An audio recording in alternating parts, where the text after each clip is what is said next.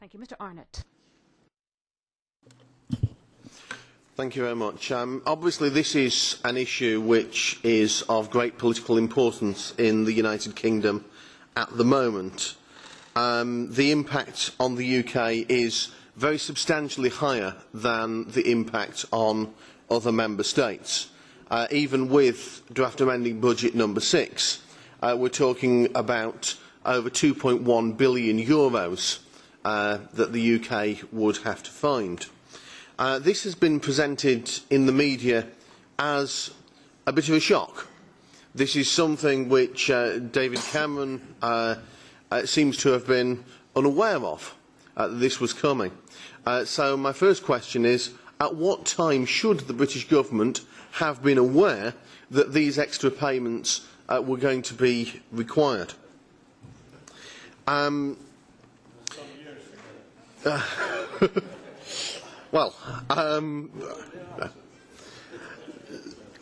I would like an answer officially as well, of course.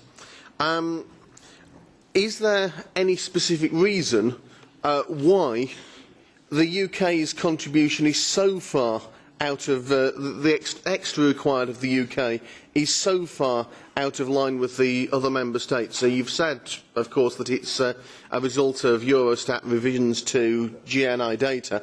It just seems here that the amounts of money that we're talking about for other member states are relatively small, whereas the highest seems to be the Netherlands, €642 million, compared with the UK of over €2 billion. Is there any reason why there is that difference? David Cameron has said he's not going to pay on the 1st of December. Now, obviously, that will have consequences.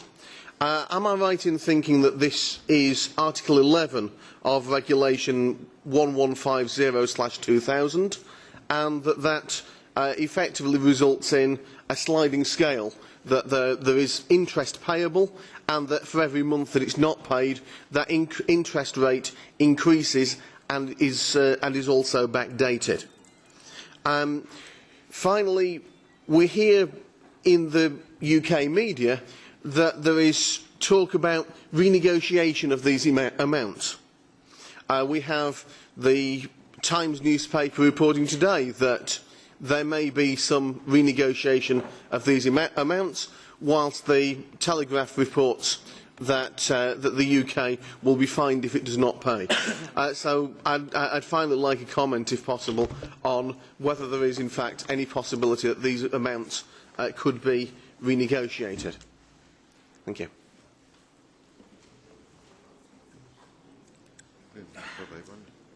Madame Calvino. Mrs. Calvino.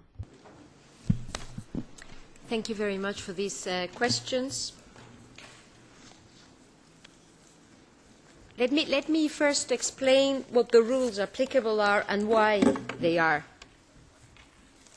what they are. Regulation 1150, which you have just referred to, is indeed the basic regulation referring to the collection of own resources. And Regulation 1150 is particularly clear, detailed and prescriptive. This regulation is always talking about shall, not so as not to leave any margin of discretion to the Commission or to Member States to decide whether they want to pay or not. And this is for very good reasons, at least two. One is that this is what ensures that the European budget is always in balance, that there is a certainty that Member States will pay. And actually, they do always pay. Second reason is that Member States need to be reassured that they will be treated equally, that there will be no special situation or different treatment of the different Member States. That is why the rules are so clear and so prescriptive. And the process is based on the statistical revision of the data, which normally by mid-October provides the final data that we incorporate into the calculation of the own resources contributions and the GNI balances. The revision is done every year, and every year there are some changes, but this year it is exceptional because Member States have taken the opportunity of the change to the new statistical rules, which were not compulsory for these purposes, but they have taken this opportunity to revise their GNI, and some of them have revised it significantly. In some cases the change has been methodological, in some cases it has been an inclusion in the scope of activities which were not taken into account. The press has talked a lot about prostitution and drugs, so it's obviously much more interesting, but actually in the case of the United Kingdom the most relevant change is the inclusion of charities, non-for-profit organisations, which are an important part of the GNI. So the process has been the same one that is followed every year, is based on the independent work of statistical offices, national statistical offices, that agreed unanimously that this set of GNI data was correct for the purposes of own resources.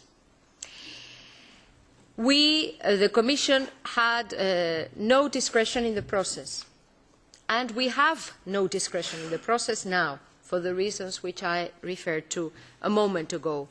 We were subject to a very tight deadline because normally this calculation is brought forward, is as late as possible in the year so as to be able to take into account as many data as possible.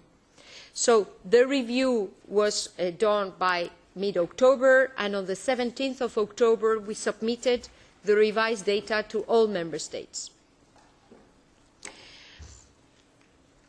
Is there any way for a Member State not to pay? No. The regulation says that a Member State shall pay in by the 1st of December. There is no discretion on the date. There is no discretion on the amount. It has to be the one which has been calculated. And if the payment is not done by the 1st of December, there is no discretion either not to apply the penalty interests which are foreseen in Article 11 of Regulation 1150. Has the UK been particularly hit? Well, in absolute terms, yes. In relative terms, no. Other Member States have higher corrections as a percentage of their GNI, because the other Member States which have to contribute more, the Netherlands, Malta, Cyprus, Greece, in the case of the smaller Member States, the relevance of the correction is much larger for their budgets, of course. I would finish by saying that the Commission has no margin to renegotiate the amounts, as has been clarified by the Court of Justice. So there is the regulation and the jurisprudence of the Court, which, let me repeat, for very good reasons, because it should not be the case that the Commission can engage in a negotiation with a Member State to decide whether or not that Member State has to pay. So that is what is foreseen in the regulation. And how to avoid that this happens again? It's a very good question, because indeed probably when the regulation was drafted there was no anticipation of an exceptional circumstance that may arise once in 15 years of such an adjustment, and so we will have to see how to avoid this for the future. But in the coming weeks, what I can only say is that the regulation leaves no margin of manoeuvre to try to respond to the situation that has arisen, the political situation that has arisen, through technical means. Let me put it that way. Thank you.